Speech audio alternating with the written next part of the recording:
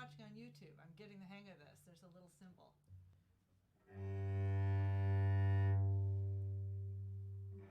Hi everyone, happy Tuesday, or whatever day this is when you're watching. I'm really excited about today's program. Two pieces that I haven't performed since a year ago, last December, when I went up to Homer, Alaska to perform a concert in the Pratt Museum there, which is a really cool museum. And they had an exhibit of various media artworks by Kathy Smith, hi Wyoming, called Rivers of Ice. It was a lot of fun to put together a program inspired by the glaciers, which were the main subjects of her artwork. Oh, so fun. So, it helps to have strings that are in tune, however. Glaciers are not. I think recently I played a piece that on this, that I had written specially for that. There we go. Tonight I'm going to play two more pieces that I did on that program. The first is by Christina Rusnak, a Portland area based composer who has made a special sort of a specialty for herself of environmental art. She went to Glacier National Park in honor of the 100th anniversary of the national parks and just immersed herself in the landscape and wrote a beautiful set of three movements for cello, for solo cello. This is for third angle, by the way. And my friend and colleague Marilyn de Oliveira premiered it. And it's called Glacier Blue. I'm going to play the third movement, which is called Water, because of course that's what glaciers are, frozen water. And I love the way this piece evokes water. I mean, it's amazing. I hope you agree with me. I'm hearing you can't hear me very well. Thanks for that. Is it better now if I lean forward? I have to get the mics a little away so that they don't get blasted out by the cello, but maybe this is better. So I'm going to lean forward. Hi, Dana. I'm going to lean forward so that one of these mics catches my speaking voice. So, water. And why I think this evokes water especially is because she used some of the same techniques that Debussy used to evoke water. So it just immediately sinks in to all of us that it sounds like water. One of them is a whole tone scale, and I don't know why the heck I have sound on my iPad. Shouldn't. I turned it off. So here's a whole tone scale.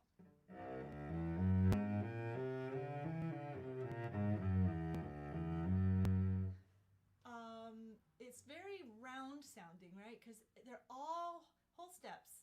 So it's very endless, you know? It just flows. It could go any direction. You never know where it's going to go. And I think that's why the whole tone scale evokes water so brilliantly. So that's one of the things Christina has used. Others are some special sound effects, glissandi, things like that. So here it is. This is Water from Glacier Blue by Christina Resneck.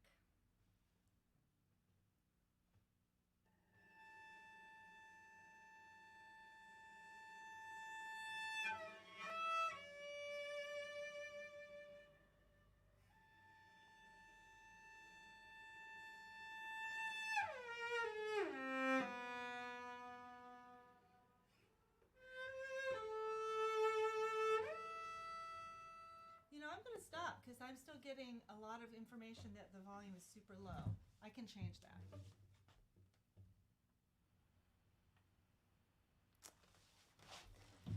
Technology!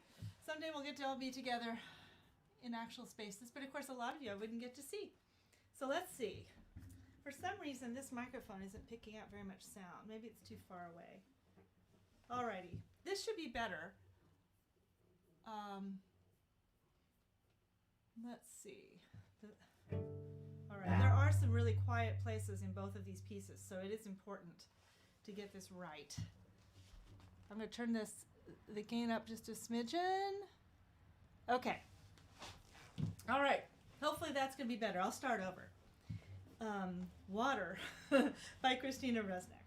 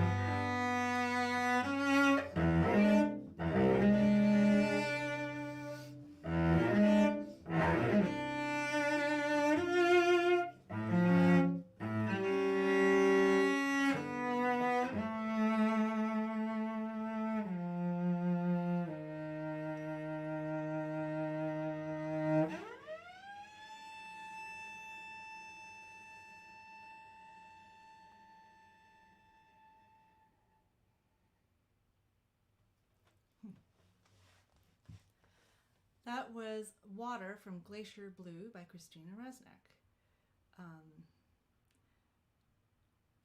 Yay! Thanks, Lauren. And Michelle. And someday I'll figure out why my iPad is still having little dinging notifications even though the sound's all the way down. But anyway, if you were in Glacier National Park, you would not be disturbed by these things. But of course we wouldn't get to share this time together either. So I'm not going to complain. There are 2 more movements. I'm going to have to learn them because that's quite fun. So the other piece I want to play today is my own composition. And I'm really excited to play this again. It's called Black Snow, Dark Ocean. It was also premiered on a Third Angle concert by another cellist friend of mine, Valdine Mishkin. I wrote it for her for that concert because she was looking for pieces for solo cello about the climate, about climate change. This piece uses 2 words. This is worth, I don't want to talk forever, but I do want you to know what you're hearing. And it's something I found so interesting and fun. Also sad and wrenching, but very cool. So climate scientists have started to interview indigenous people in the Arctic for their knowledge and their experience with the landscape and the way the climate affects the landscape. I mean, no one knows it better than people who actually go out on the ice and hunt and, really live there and have thousands and thousands of years of tradition. So there are 2 words in this piece that climate scientists have adopted from Inuktitut, which is the language of the Inuit. I saw some interviews with North Baffin Islanders who had been part of one of these climate research projects. And so one of the words I'm using is Anyuvat, which means snow patches that never melt. That's differentiated from snow patches that do melt. I mean, it's a valuable distinction if you're out on that landscape. The other one is Ugiyanaktuk. What that means, roughly translated, is a friend who is behaving strangely. And in Inuit tradition, the weather is personified to some extent. It's like a friend. It's someone they know. And these days, the way the climate is changing, their friend, the weather, is behaving strangely. So Ugiyanaktuk actually is a term that a lot of them use to refer to climate change.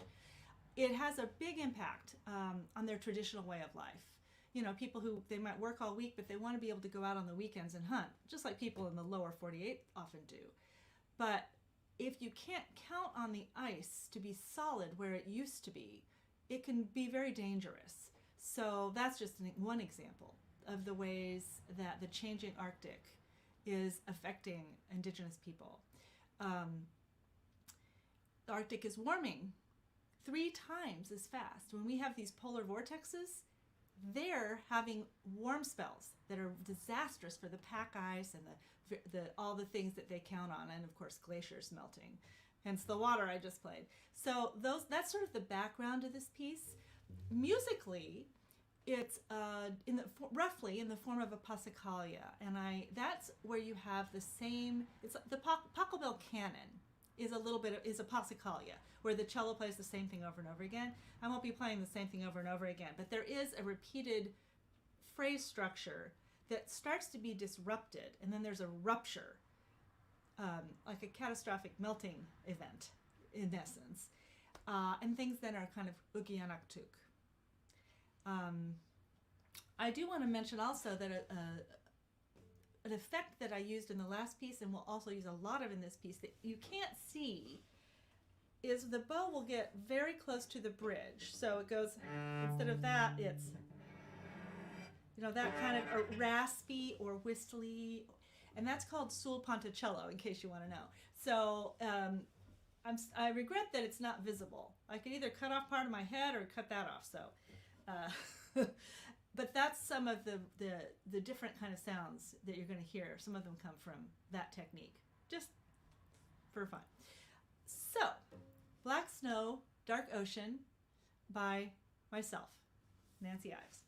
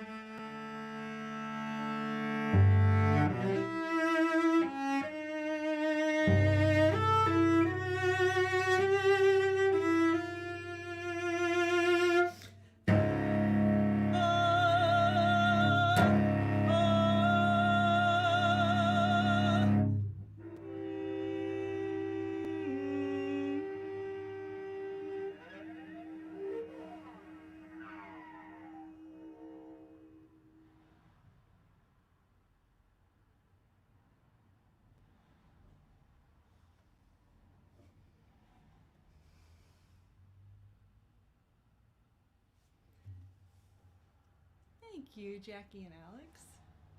If you heard some little cries off in the distance, that was my puppy. He doesn't like it when I sing.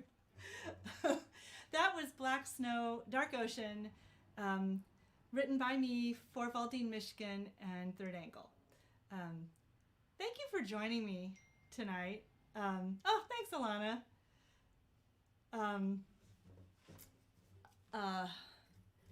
Yeah, there's been a lot of ice around here, so I just thought, wait a minute, I've got to do something that involves ice and snow. So there you have it. So thank you for joining me. Have a good week.